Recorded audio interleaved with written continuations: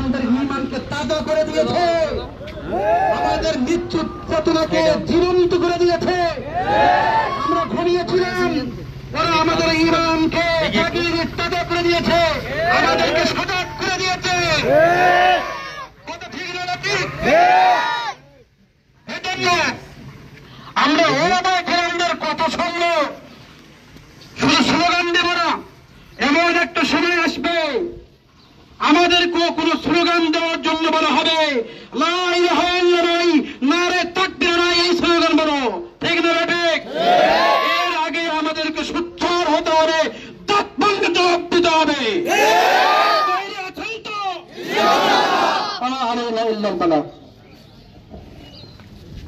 জাযাকাল্লাহু খায়রান ওয়া আহসানুল জাযা। এ পর্যায়ে প্রতিবাদী বক্তব্য নিয়ে মঞ্চে আসার জন্য আহ্বান করছি হযরত মাওলানা মুফতি ইমদাদুল হক সাহেব হুজুর, বারাকাল্লাহু ফি হায়াতি।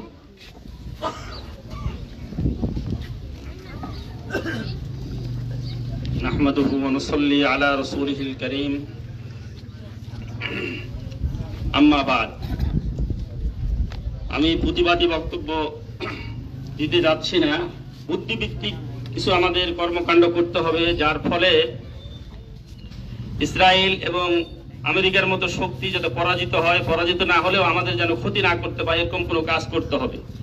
আমরা যদি এটা না করে অন্যান্য যে সমস্ত কর্মকাণ্ড আছে এগুলোর সাথে সাথে বুদ্ধিভিত্তিক ভাবে তাদের সাথে লড়তে হবে। আমাদেরকে ইমানি চেতনাবোধ যেটা আছে সেটা ফিরিয়ে নিয়ে আসতে হবে। আমরা এখানে বক্তৃতা দিলাম, পরবর্তীতে যে সমস্ত কর্মকাণ্ড কর্মসূচি এখান থেকে দেওয়া হলো সে সমস্ত কর্মসূচির উপর আমাদের কোনো কর্মতৎপরতা দেখা গেল না, আমরা সেগুলো করলাম না, বাস্তবায়ন করলাম না, তাহলে এভাবে বক্তৃতা দিয়ে বক্তৃতা এখানেই শেষ হয়ে গেল, কোনো লাভ হলো না। এই জন্য আমাদের এখান থেকে যে সমস্ত কর্মসূচি দেওয়া হয় সেগুলো আমরা পালন করবো ইনশাআল্লাহ। সকলে রাজি আছি তো ইনশাআল্লাহ? আমরা যদি এভাবে করতে পারি তাহলে অবশ্যই তারা পরাজিত হবে। সবচেয়ে বড় যে বিষয়, আমরা যেখানে পরাজিত সেটা হলো আমাদের গায়রতমন্দি, মুসলমানদের ইমানি চেতনাবোধ, এটা আজকে বিলুপ্তর পথে। এই জন্য আমরা আজকে পৃথিবীর আনাচে কানাচে যেখানে সেখানে মার খাচ্ছি। আমাদের যদি চেতনাবোধ এবং গায়রতমন্দি এটা যদি আমাদের থাকতো তাহলে আমরা আজকে মার খাতাম না, আমরা বরং মাথা উঠিয়ে তাদের বিপক্ষে দাঁড়াতে পারতাম। ফিলিস্তিনে যে নির্যাতন চলতেছে, এই নির্যাতনের বর্ণনা কোন কবি, কোন সাহিত্যিক, কোন ফসি বলিক, কোন ব্যক্তি তার বর্ণনা দিয়ে শেষ করতে পারবে না। শুধু এতটুকু বলা যায়, ফিলিস্তিনের বর্ণনা দিতে গেলে এক সাগর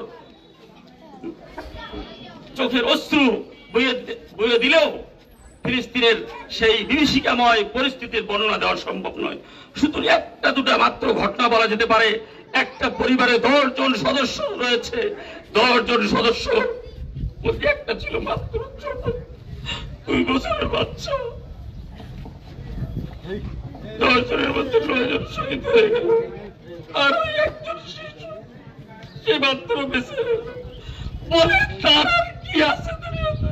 এইরকম পরিস্থিতি, এমন পরিস্থিতি ফিলিস্তিনে যেটা বর্ণনা করার মতো নয়, বর্ণনা করার মতো নয়।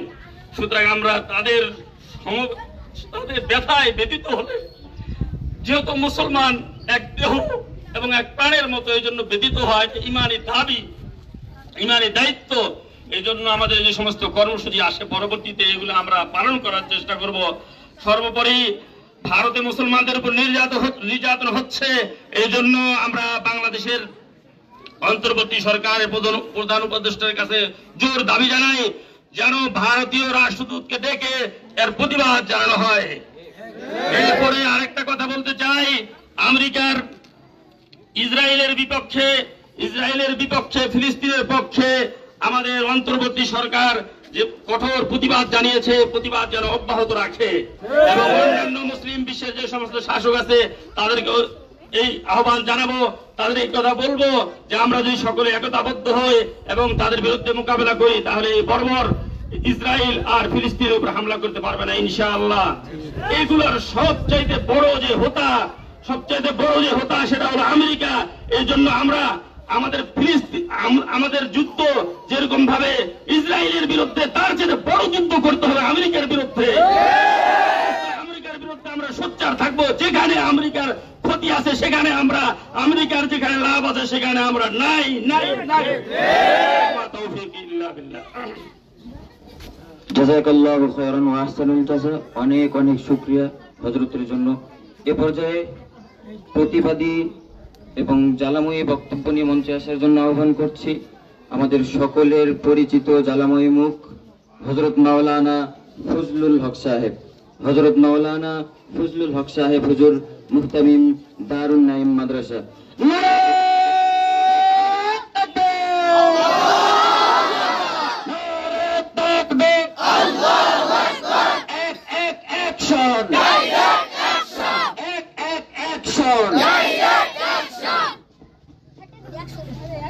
बिस्मिल्लाहिर रहमानिर रहीम नहमदुहु व नुसल्ली अला रसूलिहिल करीम अम्मा बाद।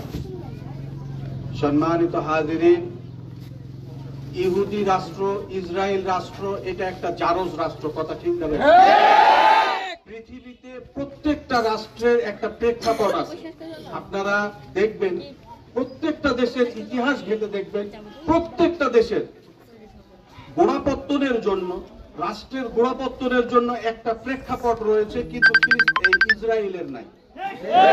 ইসরায়েল 1947 সালে বিস্ফোরা যেভাবে মানুষের শরীরে জন্ম নেয় সেইভাবে পৃথিবীর বুকে অস্তিত্ব লাভ করেছে। এটা একটা জারজ রাষ্ট্র, এটা অবৈধ রাষ্ট্র। দারুল উলুম দেওবন্দের কারি তৈয়ব সাহেব রহমতুল্লাহ আলাইহ উনি বলেছিলেন যে সাগরের অতল তলদেশে দুইটা অবুঝ মাছ যদি ঠোকাঠুকি করে, মারামারি করে, তাহলে বুঝবে যে এই দুই মাছের মারামারির মধ্যে ইহুদির কোনো না কোনো ভাবে হাত আছে। এই পৃথিবীতে এতগুলো বিশৃঙ্খলা, এতগুলো অশান্তি, টুইন টাওয়ার হামলা থেকে শুরু করে আজকের ভারত পর্যন্ত যতগুলো আক্রমণ, যত অবৈধ আক্রমণ, যত আগ্রাসন, সমস্তর পিছনে দায়ী হলো ইসরায়েল। এই ইসরায়েলকে যদি নির্মূল করা না যায়, যতদিন পর্যন্ত এর অস্তিত্ব নির্মূল করা না যাবে, ততদিন পর্যন্ত এই পৃথিবীবাসী খেসারত দিতেই থাকবে। এই জন্য ইসরায়েলকে শুধু প্রতিবাদ নয়, ইসরায়েলের বিরুদ্ধে প্রতিবাদ নয়, হুতিরা যেমন জিহাদ ফি সাবিলিল্লাহর জন্য নিজের জীবনকে উৎসর্গ করেছে, ঠিক সেই রকম ভাবে আমাদেরকেও নিজের জীবনকে উৎসর্গ করতে হবে। আপনারা রাজি আছেন না নাই? আল্লাহ রাব্বুল আলামিন কবুল করুক। সম্মানিত হাজিরিন, ইসরায়েল একদিকে মারামারি করতেছে, মুসলমানদের নিধন করতেছে। তিন দিনে 600 লোককে হত্যা করেছে। শুরু থেকে আজ পর্যন্ত 50,000 লোকের বেশি মুসলমানকে হত্যা করেছে। এইদিকে ভারত মুসলমানদের উপরে অত্যাচার শুরু করেছে।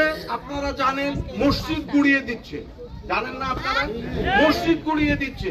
তারাবির নামাজের সময় মুসল্লি বেশি হচ্ছে, তারা রাস্তায় নামাজে দাঁড়াচ্ছে, তাদের এসে পুলিশ, নিরাপত্তা বাহিনী এসে লাঠি মারতেছে।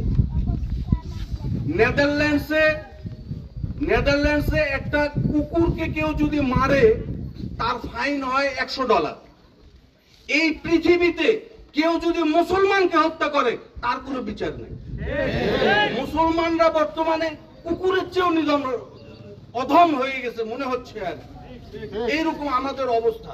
যদি আমরা মাথা উঁচু করে বাঁচতে চাই, আমরা যদি আমাদের সম্মান বজায় রাখতে চাই, তাহলে করণীয় হলো খালিদ বিন ওয়ালিদ রাদিয়াল্লাহু তাআলা আনহু যেমন মুতার যুদ্ধে 9টি তলোয়ার ভেঙে দিয়েছিলেন, আমাদেরকেও নিজেদের অস্তিত্ব বজায় রাখার জন্য নিজেদের জীবনকে উৎসর্গ করতে হবে। কথা ঠিক না বেঠে? সম্মানিত হাজিরিন, রোজা রমজানের দিন, আমি আর দীর্ঘ করব না। আমাদের এই সংক্ষিপ্ত বিক্ষোভ সমাবেশে আমাদের দাবি হচ্ছে ইসরায়েল ও ইন্ডিয়ান পণ্য বয়কট করতে হবে। আপনারা রাজি আছেন কি? কোক সবচেয়ে জঘন্য একটা পণ্য, ইসরায়েলি পণ্য। এই কোককে আমরা তো খাবোই না, উপরন্ত যে দোকানদার এই কোক বিক্রি করবে সেই দোকানকেও আমরা বর্জন করব।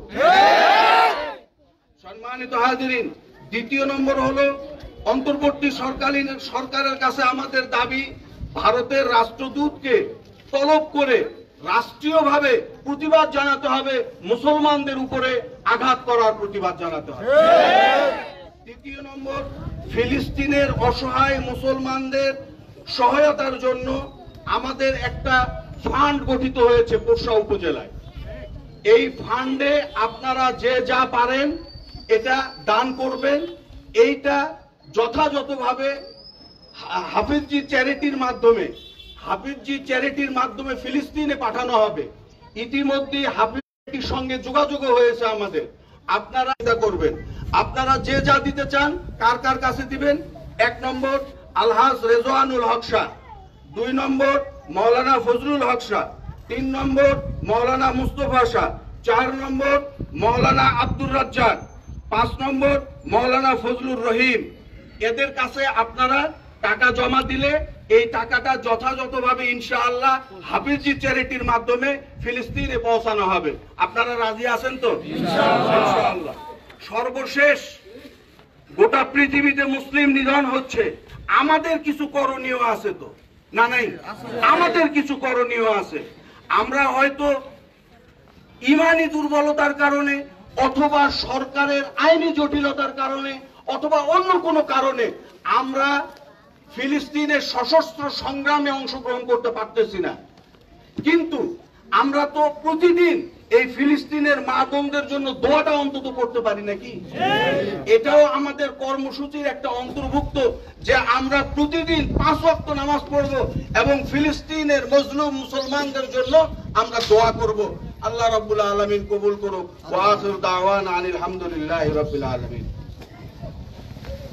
জাযাকুমুল্লাহু খায়রান ওয়া আহসানুল জাযা।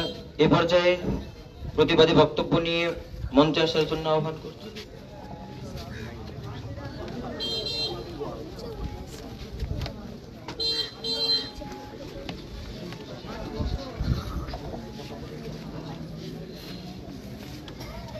আমরা এই পর্যায়ে